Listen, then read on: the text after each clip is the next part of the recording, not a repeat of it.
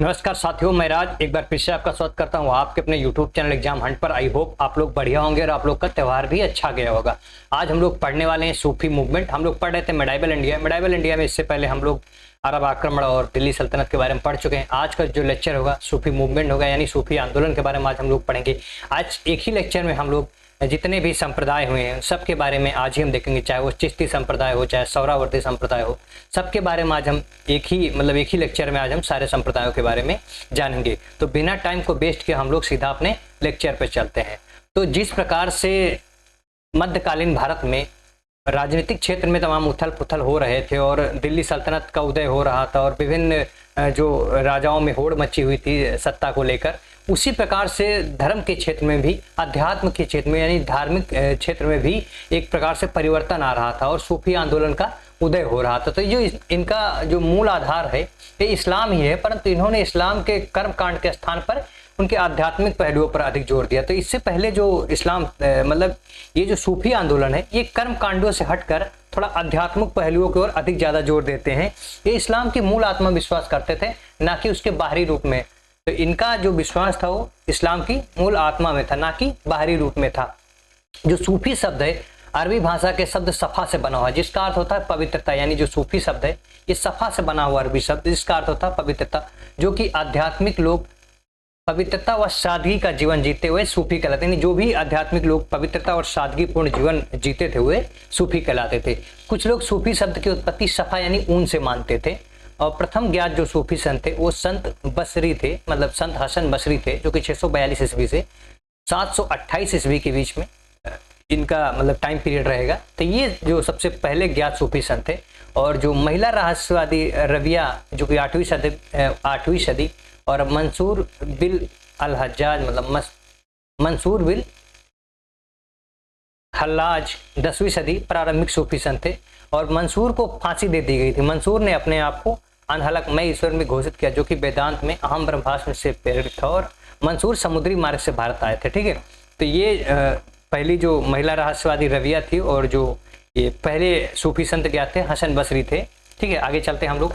सूफी लोग के जो गुरु होते थे उनको पीर कहा जाता है। पीर जो होते थे वो गुरु कहलाते थे। मुरीद और तालिब यानी जो शिष्य होते थे उनको क्या कहा जाता था? मुरीद और तालिब कहा जाता था। शिष्य के संबंध को आध्यात्मिक महत्व देते थे। गुरु को मुर्शिद और शेख भी, यानी गुरु को जो मुर्शिद और शेख भी कहा जाता था। और सूफी संत के उत्तराधिकारी को वली कहते थे। जो सूफी संत में उत्तराधिकारी होते थे उनको वली कहा जाता था। सूफी सिलसिला दो वर्गों में विभाजित था। एक था बासरा और दूसरा था बेसरा। बासरा में जो होता था, जो इस्लाम विधान यानी सरा को मानते थे वो बासरा है, यानी जो इस्लाम के विधान को माने वो बासरा। और बेसरा का मतलब जो सरा को नहीं मानते थे वो बेसरा होते थे। ठीक है, तो ये दो वर्ग थे जो सूफी सिलसिला में दो वर्गों में विभाजित था, एक बासरा और एक बेसरा। ठीक है, सूफी शब्दावलियों के बारे में हम जानेंगे, जो अक्सर इससे क्वेश्चन एक आध पूछ लिया था कभी कभार। कोई शब्द दे दिया जाएगा, एक कोई टर्म इसमें से उठा के मान लिया, कहीं से भी पूछ लिया सूफी से रिलेटेड, और फिर उसका पूछ लेगा इसका मतलब क्या था। जैसे यहाँ पर दिया गया है मलफुजात। सूफी संत के विचारों व कथनों के संकलन को सामूहिक रूप से मलफुजात कहा जाता है। ये सूफी संत के विचार और कथन होते थे और उनका जो संकलन होता था उसको सामूहिक रूप से मलफुजात कहा जाता था। उसी प्रकार से मकतूबात, सूफी संतों के पत्रों के संकलन को मकतूबात कहा जाता था। खानका एक प्रकार से सूफियों के जो निवास स्थान होते थे उसको खानका कहा जाता है। ये अक्सर पूछ लिया था खानका किससे रिलेटेड, तो जो सूफी के निवास स्थान जहाँ पर सूफी लोग रहते थे उसे खानका कहा जाता था। जमायत खाने भी सूफियों का निवास स्थान ही था, जो खानका से बड़ा, यानी जो बड़े स्तर पर खानका होता था, खानका जैसा ही होता था, उसको जमायत खाना कहा जाता था, जहाँ पर ज्यादा मात्रा में सूफी संत निवास करते थे। ठीक है, विलायत राज्य नियंत्रण से मुक्त आध्यात्मिक क्षेत्र को सूफी शब्दावली में विलायत कहा जाता है। इसे चिश्ती सूफियों ने विकसित किया था। और बैयत एक प्रकार से शिष्यता ग्रहण करते समय होने वाला अनुष्ठान। इसमें जो शिष्य होता था, सिर मुंडन करवाते थे। और एक चिल्ला, बहुत ही 40 दिन तक साधना करना होता था। एक प्रथा होती थी जिसमें 40 दिन तक साधना, इसको चिल्ला कहा जाता था। और चिल्ले माकूस 48 दिनों तक उल्टा लटकना होता था, चमगादड़ के जैसा। तो ये चिल्लू माकूस था। ठीक है, अगला शब्द जो शब्दावली है वो बरकत है। बरकत एक सूफी की आध्यात्मिक पवित्रता है। और फुतू जो है बिना मांगी खैर, यानी जो बिना मांगे दान मिलता था उसको फुतू कहा जाता था। मसायक सूफी संत वस्त्र सूफियों का संग होता था। और हक परमात्मा को क्या कहा जाता था? हक कहा जाता था। खल्क होता था जिससे सृष्टि कहा जाता था। ठीक है, सूफीवाद की अंतिम अवस्था बका यानी जो मोक्ष होता था उसको क्या कहा जाता था, बका कहा जाता था। फना एवं बका का तात्पर्य सांसारिक प्रवृत्तियों का अंत था।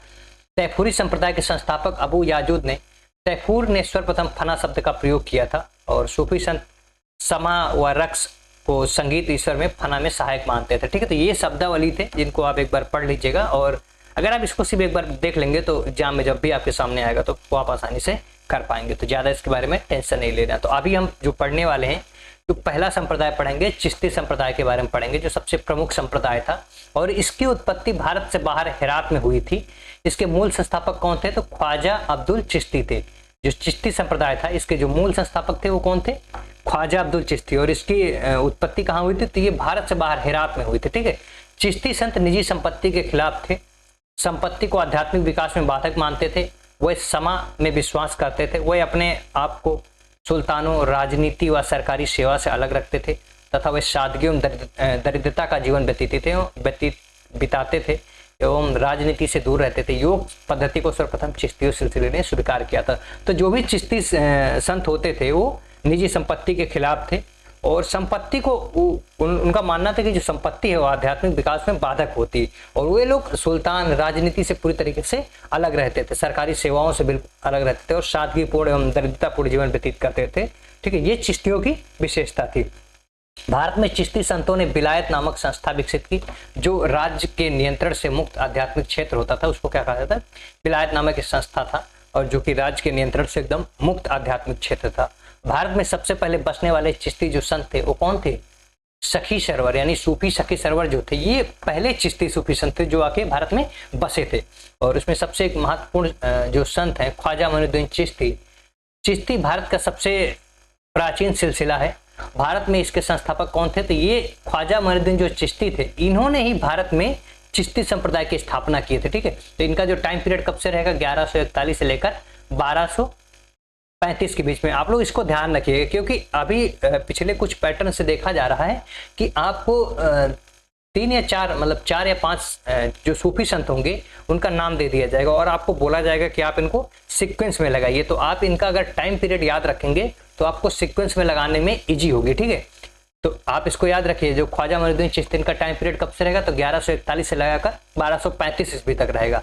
मोहम्मद गौरी की सेना के साथ 1192 में भारत आए थे। तो ये कब आए थे, तो ये मोहम्मद गौरी के साथ 1192 में भारत आए थे और इन्होंने अजमेर में चिश्ती संप्रदाय की नींव डाली। कहाँ पे इसने नींव डाली थी, तो अजमेर में डाली थी चिश्ती संप्रदाय की नींव।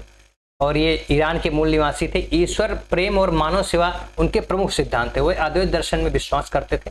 ख्वाजा मोइनुद्दीन चिश्ती के गुरु जो थे उस्मान हारूनी थे और मोहम्मद गौरी ने ख्वाजा मोइनुद्दीन चिश्ती को सुल्तानुल हिंद यानी हिंद का आध्यात्मिक गुरु की उपाधि थी। ख्वाजा साहब को गरीब नवाज के नाम से भी जाना जाता था। जो ख्वाजा मोइनुद्दीन चिश्ती थे इनको गरीब नवाज के नाम से भी जाना जाता था। मोहम्मद बिन तुगलक पहला सुल्तान था जो कि ख्वाजा साहब के दरबार पर आया था। मतलब जो इनकी दरगाह थी उस पर सबसे पहले कौन आया था, तो ये आया था मोहम्मद बिन तुगलक।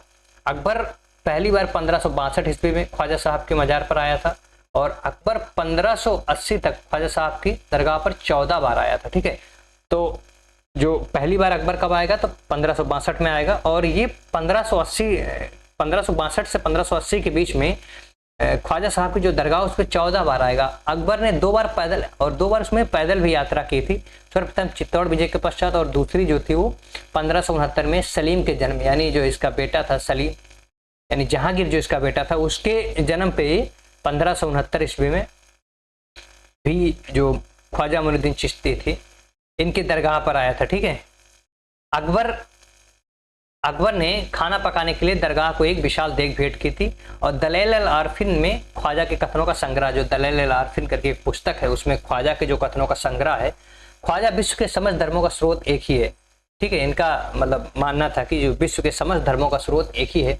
ख्वाजा मोइनुद्दीन चिश्ती ने संगीत को आत्मा का पौष्टिक आहार बताया था। तो जो ख्वाजा मोइनुद्दीन चिश्ती थे इन्होंने संगीत को आत्मा का पौष्टिक आहार बताया था। उसी प्रकार से दूसरे जो चिश्ती संत हैं उनका नाम है शेख हमीउद्दीन नागौरी। प्रसिद्ध चिश्ती संत शेख हमीउद्दीन नागौरी नागौर के सुअल गांव राजस्थान में आकर बसे। इनका जो मूल नाम था अबू अहमद सईदी था। ये केवल कृषि से जीविका चलाते थे। तो जो शेख हमीउद्दीन नागौरी थे ये केवल कृषि से अपनी जीविका चलाते थे और हमीमुद्दीन नागौरी ऐबक को दिल्ली विजय के पश्चात वहां जन्म लेने वाला प्रथम शिशु थे। वो एकमात्र चिश्ती सूफी संत थे जिन्होंने शाकाहार को अपनाया। तो जो शेख हमीमुद्दीन नागौरी थे एकमात्र चिश्ती संत थे जिन्होंने सिर्फ शाकाहार को अपनाया था। हमीमुद्दीन नागौरी को उनके संयम और धार्मिकता के कारण ख्वाजा मोइनुद्दीन चिश्ती ने सुल्तानुल तारीन की उपाधियां दी। इनकी मृत्यु 1274 ईस्वी में हुई थी, तो जो इनकी मृत्यु होगी 1274 ईस्वी में हो जाएगी।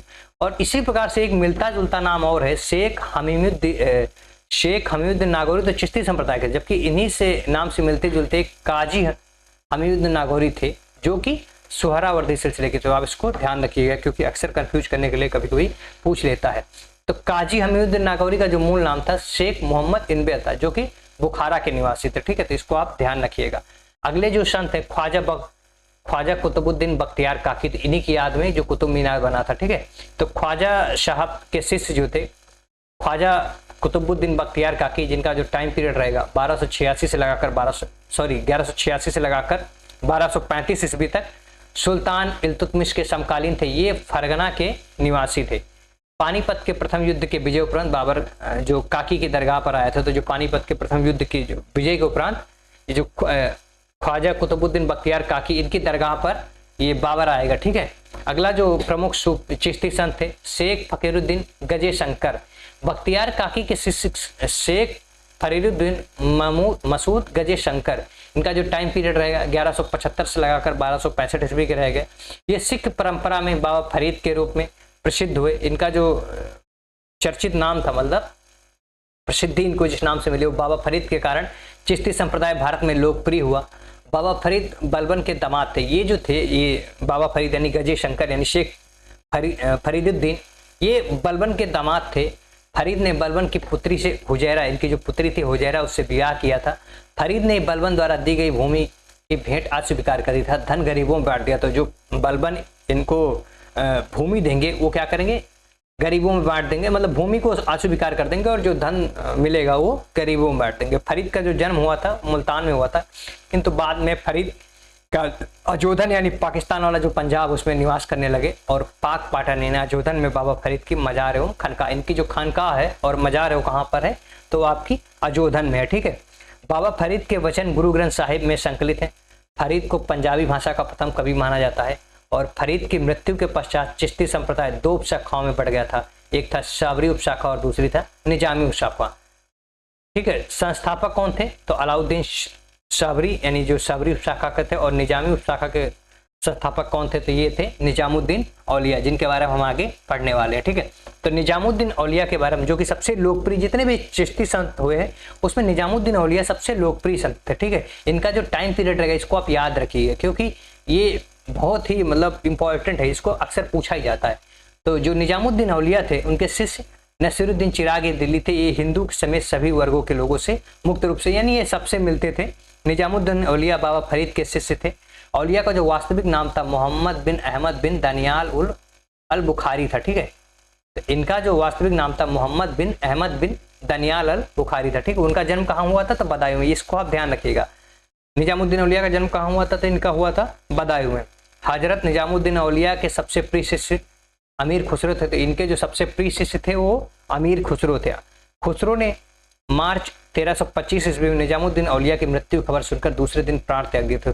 तो ये मतलब जो खुसरो थे, जिस दिन मतलब निजामुद्दीन औलिया की मृत्यु होगी उसके अगले दिन जो खुसरो होंगे वो भी अपने प्राण त्याग देंगे। ठीक है, खुसरो को उनके गुरु के पास ही दफनाया गया। इन्हीं की समाधि के अहाते में बरनी को भी दफनाया गया। तो जो इनकी समाधि का जो अहाता होगा उसमें बरनी को बाद में दफना दिया जाएगा। ठीक है, औलिया के जनाजे की नमाज सोहरावर्दी शेख रकनुद्दीन ने पढ़ाई थी। तो जो औलिया के जनाजे की जो नमाज होती है वो कौन पढ़ाता है, तो वो सोहरावर्दी के जो शेख रकनुद्दीन ने पढ़ाई थी। ठीक है, और मुबारक खिलजी ने घोषणा की थी कि वह उस व्यक्ति को 1000 टंका देगा जो उसे औलिया का सिर लगा देगा। तो चूंकि मुबारक खिलजी और निजामुद्दीन जो औलिया था उनके बीच में मतभेद था कई सारी चीजों को लेकर, जिस कारण उन्होंने उस व्यक्ति को 1000 टंका, मतलब जो भी व्यक्ति निजामुद्दीन औलिया का सर ला कर देगा उसे मतलब इनाम घोषित किया था कि 1000 टंका देंगे। औलिया के दरबार में ना आने पर मुबारक खिलजी ने मतलब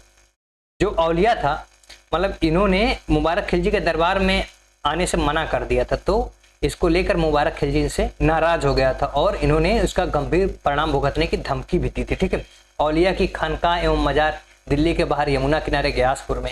एक बार मंगोल आक्रमण के समय पड़ोसी क्षेत्र से लोगों ने औलिया की खानकाह में शरण ली थी। तो जब मंगोल आक्रमण हुआ था तो जो पड़ोसी क्षेत्र के लोग थे वो औलिया की खानकाह में जाकर छिप गए थे। ठीक है, निजामुद्दीन औलिया अविवाहित व ब्रह्मचारी थे, जबकि अन्य सभी चिश्ती जो संत थे वो गृहस्थ जीवन अपनाया था। तो निजामुद्दीन औलिया एकमात्र ऐसे संत थे जो अविवाहित थे और बाकी सब ने गृहस्थ जीवन अपनाया था। निजामुद्दीन औलिया को गयासुद्दीन तुगलक ने उनकी लोकप्रियता से भयभीत होकर दिल्ली छोड़ने का आदेश दिया। तो चूंकि निजामुद्दीन औलिया की लोकप्रियता दिन ब दिन बढ़ती जा रही थी, तो इससे जो दिल्ली सल्तनत का जो सुल्तान था गयासुद्दीन तुगलक, वो उनकी लोकप्रियता से भयभीत हो जाता और उनको आदेश देता है कि दिल्ली छोड़कर आप चले जाइए। उन्होंने गयासुद्दीन के बारे में कहा, वह बंगाल से वापस दिल्ली आ रहा था, तो कहा कि अभी, यानी ये रास्ते में ही थे, जो गयासुद्दीन तुगलक थे दिल्ली वापस आ रहे थे, तभी ये कहते हैं। और वहीं से ये जो निजामुद्दीन औलिया कहते हैं दिल्ली अभी दूरस्थ, यानी दिल्ली अभी दूर है, वहां पहुंचने से पहले ही, दिल्ली पहुंचने से पहले अफगानपुर गांव में गयासुद्दीन तुगलक की मृत्यु हो जाएगी। तो ये जो गयासुद्दीन तुगलक रहेंगे ये दिल्ली पहुंच नहीं पाएंगे, रास्ते में अफगानपुर गांव में वहीं पर इनकी मृत्यु हो जाएगी। ठीक है, निजामुद्दीन औलिया ने खुसरो शाह 1320 में 5 लाख टंका की भेंट स्वीकार की। तो जो निजामुद्दीन औलिया थे, खुसरो शाह से 1320 ईस्वी में 5 लाख टंका की भेंट स्वीकार थी। कहा जाता है कि निजामुद्दीन औलिया के समय 7 सुल्तान दिल्ली की गद्दी पर बैठे, वह किसी के दरबार में नहीं गए। मतलब ऐसा कहा जाता है कि निजामुद्दीन औलिया के समय 7 सुल्तान थे जो कि दिल्ली की गद्दी पर बैठे और वे किसी के दरबार में नहीं गए थे। जब अलाउद्दीन खिलजी ने निजामुद्दीन औलिया से मिलने की अनुमति मांगी तो निजामुद्दीन औलिया ने जवाब दिया कि मेरे मकान में 2 दरवाजे हैं, यदि सुल्तान एक दरवाजे से आएगा तो मैं दूसरे दरवाजे से बाहर चला जाऊंगा। ठीक है, निजामुद्दीन औलिया को उनके उदार दृष्टिकोण के कारण महबूब इलाही कहा जाता है, इन्हें सुल्तानुल औलिया भी कहा जाता है। औलिया के अनुयायी इन्हें सुल्तानुल मशेख यानी शेखों का सुल्तान भी कहते थे। निजामुद्दीन औलिया को योग प्राणायाम पद्धति में निपुणता प्राप्त थी, अतः उन्हें योगी सिद्ध पुरुष कहा जाता था। औलिया ने मुंडन और व्यायाम की शुरुआत की। औलिया ने सुलह कुल का भी सिद्धांत दिया था। ठीक है, तो ये औलिया, निजामुद्दीन औलिया की इच्छा थी कि उनकी कब्र पर कोई स्मारक ना बने। हालांकि निजामुद्दीन औलिया का मानना था कि उनकी कब्र को खुले मैदान में रखा जाए, कोई भी उस पर इमारत ना बनाई जाए, किंतु जो मोहम्मद बिन तुगलक रहेगा उनकी कब्र पर एक मकबरा बनवा देगा। ठीक है, निजामुद्दीन औलिया के मकबरे के अहाते में अतगा खान एवं जहां आरा बेगम को दफनाया गया और दरगाह के अंदर मोहम्मद शाह रंगीला का मकबरा है। ठीक है, अंदर जो और दरगाह के अंदर मोहम्मद शाह रंगीला का मकबरा है। निजामुद्दीन औलिया ने रहतुल कुलूब लिखी, यानी जो इनकी पुस्तक थी, निजामुद्दीन औलिया ने रहतुल कुलूब लिखी थी। औलिया ने कहा कि कुछ हिंदू जानते हैं, ये स्टेटमेंट बहुत ही बार अक्सर पूछ लिया जाता है कि ऐसा किसने कहा था कि कुछ हिंदू जानते हैं कि इस्लाम एक सच्चा धर्म, लेकिन वो इस्लाम को कबूल नहीं करते। तो ये किनका स्टेटमेंट था, इसको आप ध्यान रखिए। निजामुद्दीन औलिया ने कहा था कुछ हिंदू जानते हैं कि इस्लाम एक सच्चा धर्म है, लेकिन वो इस्लाम को कबूल नहीं करते हैं। बंगाल में औलिया के उपदेशों का प्रचार शेख सिराजुद्दीन उस्मानी ने किया था, जिनको औलिया ने आईने हिंद यानी भारत का दर्पण की उपाधि दी थी। अमीर हसन देहलवी ने निजामुद्दीन औलिया की वार्ताओं को अपने फारसी ग्रंथ फवाद में संग्रहित किया। यह ग्रंथ सूफी मत के व्यवहारिक पक्ष पर लिखा गया। तो जो ये आमिर हसन की पुस्तक है फवाद में संग्रहित किया। आमिर हसन सिज्जी देहलवी का पूरा नाम निजामुद्दीन हसन था। और इसके बाद जो अगले महत्वपूर्ण चिश्ती संत हैं नसीरुद्दीन चिरागे दिल्ली, इनका जो टाइम पीरियड रहेगा वो 1274 से लगाकर 1356 ईस्वी। नसीरुद्दीन चिराग दिल्ली ने तौहीद वजूदी की रचना की थी। वे उत्तर भारत में प्रथम दौर के अंतिम लोकप्रिय चिश्ती संत थे और चिराग दिल्ली को 100 वार्ताओं का वर्णन खैरुल मजलिस में किया गया। तो जो चिराग दिल्ली की 100 जो उनकी जो वार्ताएं थी उनका वर्णन कहाँ पे किया गया, तो ये खैरुल मजलिस में किया गया, जिनकी रचना हामिद कलंदर ने की थी। नसीरुद्दीन चिराग दिल्ली का जो जन्म हुआ था वो कहाँ पर हुआ था, तो ये अयोध्या में जन्मे थे। चिराग दिल्ली प्रथम चिश्ती संत मतलब प्रथम चिश्ती सूफी थे जिन्होंने सरकारी सेवा को चिश्ती सूफी के लिए बाधक नहीं माना। इससे पहले क्या था कि मतलब जो भी चिश्ती संत हुए हैं वो सरकारी सेवा को सूफी के लिए बाधक मानते थे। ठीक है, चिश्ती सूफियों के लिए बाधक मानते, लेकिन ये चिराग दिल्ली जो रहेंगे ये सरकारी सेवा को बाधक नहीं मानते। ये केवल दोपहर में सोते थे। ठीक है, ये सिर्फ दोपहर में सोते थे। इनके जो साथी को गज यानी ज्ञान का भंडार इनको मतलब इनके जो साथी थे इनको गंज यानी ज्ञान का भंडार कहते थे। 18वीं सदी में दक्कन के दरगाह कुली खां ने मुरक्का ए दिल्ली यानी दिल्ली का एल्बम में चिराग ए दिल्ली की दरगाह को जीवंत वर्णन किया है। नसीरुद्दीन चिराग ए दिल्ली को औलिया ने उस समय का इब्राहिम अधम कहा था। नसीरुद्दीन चिराग ए दिल्ली का मुबारक खिलजी से विवाद हुआ था, यानी जो नसीरुद्दीन चिराग ए दिल्ली रहेंगे इनका मुबारक खिलजी से विवाद होगा। ठीक है, ये तो हम लोग देख चुके हैं। अन्य जो चिश्ती संत रहेंगे, चिराग ए दिल्ली के उत्तराधिकारी सैयद मोहम्मद गेसुदराज बहमनी साम्राज्य में आकर 1398 ईस्वी गुलबर्गा कर्नाटक में बसे थे और गेसुदराज को बंदा नवाज कहा जाता था। ये जो अन्य चिश्ती संत होंगे उनके बारे में थोड़ा सा हम लोग देख लेते हैं। सैयद मोहम्मद गेसुदराज ने उर्दू शायरी में पहली कविता मिराजुल उल अशकीन लिखी तथा मोहम्मद अली शमानी ने सियारे मोहम्मदी में गेसुदराज का जीवन चरित्र लिखा और दक्षिण भारत में चिश्ती सिलसिले की निजामुद्दीन औलिया के शिष्य शेख बुहारुद्दीन गरीबी ने रखा था। ये सब इतना इंपॉर्टेंट नहीं है। ठीक है, शेख सलीम चिश्ती मुगल कालीन विख्यात संत थे। इन्होंने शेखुल हिंद कहा जाता था। इनका अकबर आध्यात्मिक सम्मान करता अत्यधिक सम्मान करता था। तो जो शेख सलीम चिश्ती थे ये मुगल कालीन विख्यात संत थे और इन्हें शेखुल हिंद भी कहा जाता था और अकबर जो था इनका अत्यधिक सम्मान करता था। इनका मकबरा अकबर ने फतेहपुर सीकरी में बनवाया था। शेख सलीम चिश्ती ने 24 बार मक्का की यात्रा की थी। तो शेख सलीम चिश्ती ने कितनी बार मक्का की यात्रा की? 24 बार। जहांगीर का जन्म शेख सलीम चिश्ती की कुटिया में हुआ था। अकबर के दूसरे बेटे मुराद का जन्म भी शेख सलीम चिश्ती की कुटिया में हुआ था।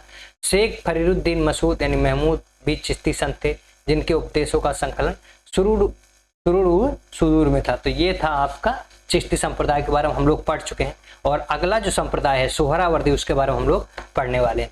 तो सुहरावर्दी जो संप्रदाय था इसका जो मूल प्लेटो की रिपब्लिक है यानी जहां ईश्वर को सूर्य के प्रतीक के रूप में निरूपित किया गया है। मुल्तान सुहरावर्दी संप्रदाय का प्रमुख केंद्र था। तो जो ये सुहरावर्दी संप्रदाय था इसका जो प्रमुख केंद्र होगा तो ये कौन सा होगा? ये आपका मुल्तान का जो क्षेत्र रहता है। यह पंजाब और सिंध में भी प्रसिद्ध हुआ। जकारिया खुरासन के निवासी थे। चिश्तियों के विपरीत ये आराम पसंद हुआ विलासता का जीवन व्यतीत करते थे। जो जैसे चिश्ती लोग जो होते थे वो लोग मतलब आध्यात्मिक जीवन व्यतीत करने के लिए किसी भी प्रकार का आर्थिक सहयोग नहीं लेते थे और ना ही मतलब वो क्या बोलते हैं सरकारी सहायता लेते थे। और जबकि ये जो सुहरावर्दी संप्रदाय था ये लोग एकदम आराम प्रसन्न और विलासतापूर्ण जीवन जीते थे। सक्रिय राजनीति में भाग लेते थे तथा आत्मा की उन्नति के लिए शारीरिक कष्ट में विश्वास नहीं करते। इनका मानना था शरीर को कोई कष्ट देने की जरूरत नहीं है। ठीक है, वे सदरे विलायत जैसे राजकीय पद भी ग्रहण करते थे। बगदाद के शिहाबुद्दीन सुहरावर्दी ने तो इस सिलसिले की स्थापना कौन करता? तो ये शिहाबुद्दीन सुहरावर्दी जो रहते हैं वो सुहरावर्दी जो सिलसिला रहेगा इसकी स्थापना करेंगे। शिहाबुद्दीन सुहरावर्दी ने अवारिल फुल मवारिफ की रचना की थी। उनके शिष्य शेख बहाउद्दीन जकारिया तथा जलालुद्दीन तबरीजी ने इसे भारत में लोकप्रिय बनाया। तो भारत में जो सुहरावर्दी सिलसिले को लोकप्रिय किसने बनाया था? तो ये थे शेख बहाउद्दीन जकारिया। इनका जो टाइम पीरियड 1182 लेकर 1262 तथा जलालुद्दीन तबरीजी ने इसे भारत में लोकप्रिय बनाया था। तबरीजी ने बंगाल में इस सिलसिले को लोकप्रिय बनाया। ठीक है, तो जो बंगाल का क्षेत्र रहेगा वहां पर कौन रहेगा? जलालुद्दीन तबरीजी इसको लोकप्रिय बनाएंगे। ठीक है, बहाउद्दीन जकारिया धनी सूफी संत थे। इनका कहना था कि नव हृदय में रोग है परंतु हाथ में औषधि के समान है। यानी इनका कहना था कि नव हृदय में रोग है परंतु हाथ में औषधि के समान है। बहाउद्दीन जकारिया ने नसीरुद्दीन कुबाचा के विरुद्ध इल्तुतमिश को सहायता की थी। ठीक है, जो बहाउद्दीन जकारिया थे इन्होंने नसीरुद्दीन कुबाचा के विरुद्ध जो इल्तुतमिश था उसको सहायता की थी। अतः इल्तुतमिश ने उसे शेखुल इस्लाम यानी प्रधान काजी की उपाधि प्रदान की। तो ये नसीरुद्दीन कुबाचा के विरुद्ध इसको जो इल्तुतमिश रहेगा उसको सहायता करेंगे। तो ये इल्तुतमिश क्या करेगा? इनको शेखुल इस्लाम की उपाधि प्रदान करेगा। ठीक है, इल्तुतमिश द्वारा शेखुल इस्लाम का पद सर्वप्रथम शेख निजामुद्दीन सुगरा को दिया गया था। तो ये आप ध्यान रखने की बात है। इससे पहले जो शेखुल इस्लाम का जो पद था सबसे पहले किसको दिया गया था? तो एक निजामुद्दीन सुगरा को दिया गया था। शेख बहाउद्दीन जकारिया ने मुल्तान में खानकाह की स्थापना की थी और बहाउद्दीन की मृत्यु के बाद इनका पुत्र सदरुद्दीन आरिफ मुल्तान की सुहरावर्दी संप्रदाय की गद्दी पर बैठा और सदरुद्दीन आरिफ ने बलबन के पुत्र मोहम्मद खां को कहा कि कल शाम को उसकी मंगोलों से लड़ते हुए मृत्यु हो जाएगी। और सैयद जलालुद्दीन सुर्ख बुखारी के बारे में कहा जाता है कि उन्होंने 36 बार, ऐसा कहा जाता है कि जो सैयद जलालुद्दीन सुर्ख बुखारी थे इन्होंने 36 बार मक्का की यात्रा की थी। इस्लामी देशों में भ्रमण के कारण इन्हें जहानिया यानी जहागस्त भी कहा जाता था, और शेख मूसा सदैव स्त्री की वेशभूषा में रहते थे। तो ये सोहरावर्दी सिलसिले के एक जो संत थे उनका नाम था शेख मूसा, जो कि हमेशा स्त्री की वेशभूषा में रहते थे। और अगला जो सिलसिला होगा वो होगा फिरदौसी सिलसिला, यानी जो अगला संप्रदाय है वो फिरदौसी। भारत में इनकी स्थापना शेख बहाउद्दीन समरकंदी ने 13वीं शताब्दी में की थी। यह बिहार में अधिक प्रसिद्ध था। बिहार में शेख सरफुद्दीन याहिया मुनारी इनके प्रसिद्ध संत थे, और जो फिरोज तुगलक के समकालीन थे वो मूलतः सोहरावर्दी थे। यह सिलसिला सोहरावर्दी सिलसिले से अधिक प्रभावित था, वह उनकी एक शाखा के रूप में था। तो ये कोई विशेष उतना नहीं है, ठीक है। इसके बाद जो अगला संप्रदाय है वो सतारी संप्रदाय है। तैफुरी संप्रदाय को ही भारत में सतारी संप्रदाय कहा जाता है, और सतारी संप्रदाय ने नियमित योगिक क्रियाओं को अपनाया था।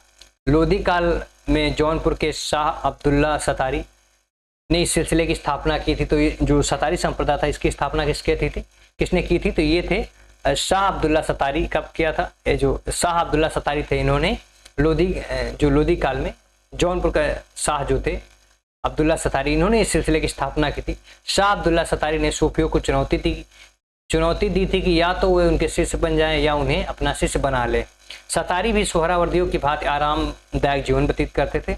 सतारी सिलसिला भी सोहरावर्दी से प्रभावित था। तो ये जो सतारी सिलसिला था ये भी सोहरावर्दी से ही प्रभावित था, और ये भी आराम पसंद जीवन व्यतीत करना चाहते थे और विलासतापूर्ण जीवन भी जीते थे, ठीक है।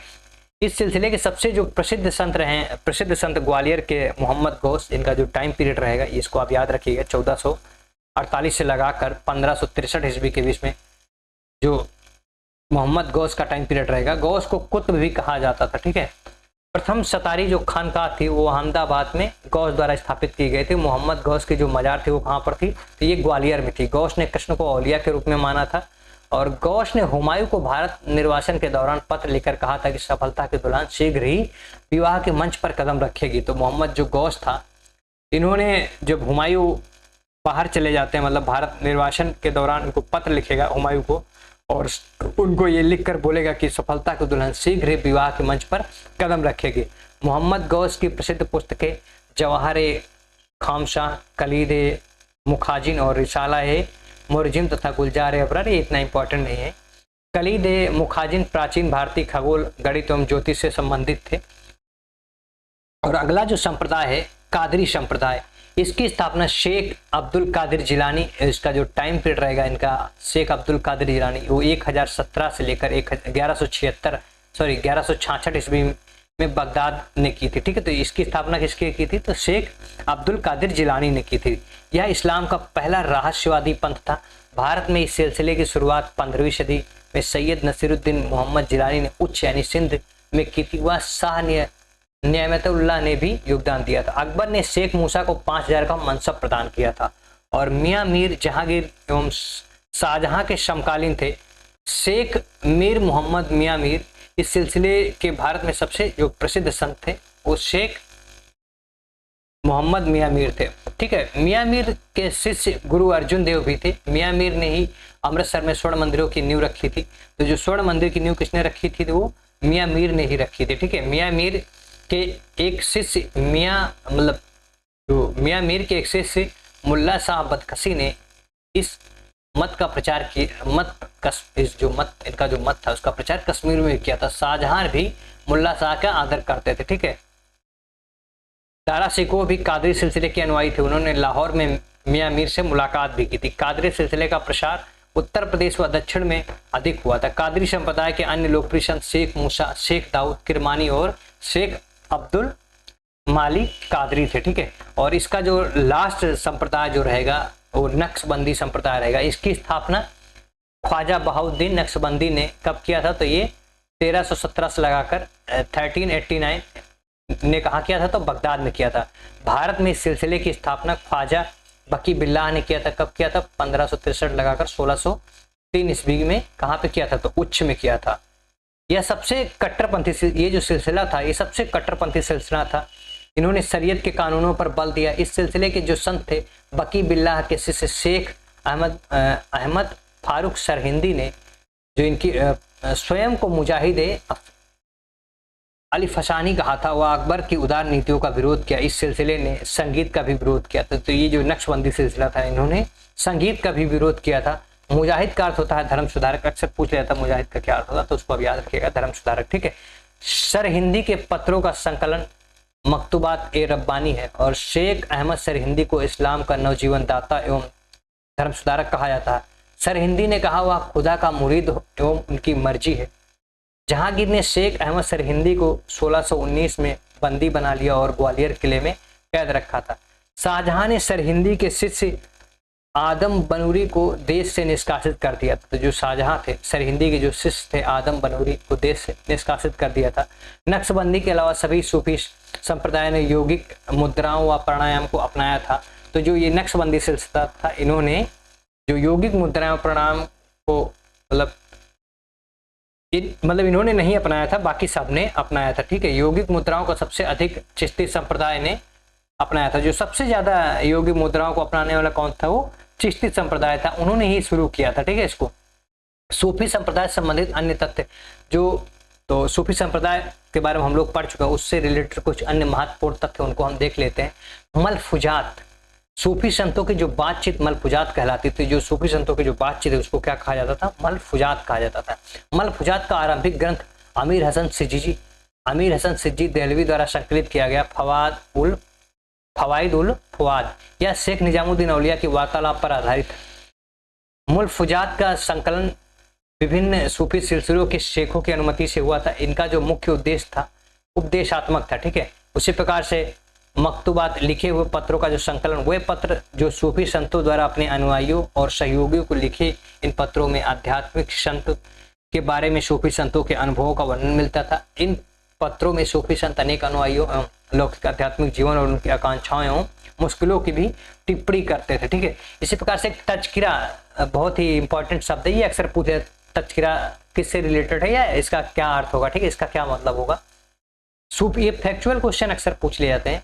सूफी संतों की जीवनियों का स्मरण तज़किरा कहलाता है। जो सूफी संतों की जो जीवनियां हैं उनका जो स्मरण किया जाता है उसको ही तज़किरा किया। और तज़किरा से मतलब जैसे कोई युद्ध होता था उसमें मनोबल बढ़ाने के लिए भी सेना का इसको प्रयोग किया जाता था, जिसमें सैनिक जिससे मोटिवेट हो सके। भारत में लिखा गया पहला सूफी तज़किरा चिश्ती संतों के बारे में लिखा गया था। तज़किरा मीर खुर्द किरमानी का सियारुल औलिया और सबसे प्रसिद्ध तज़किरा अब्दुल हक मुहद्दिस देहलवी का अखबारुल अख्यार था। सूफियों के अंगवस्त्र या लवादा को खिरका, यानी जो सूफियों के अंगवस्त्र या जो लवादा उसको क्या कहा जाता था, खिरका कहा जाता था।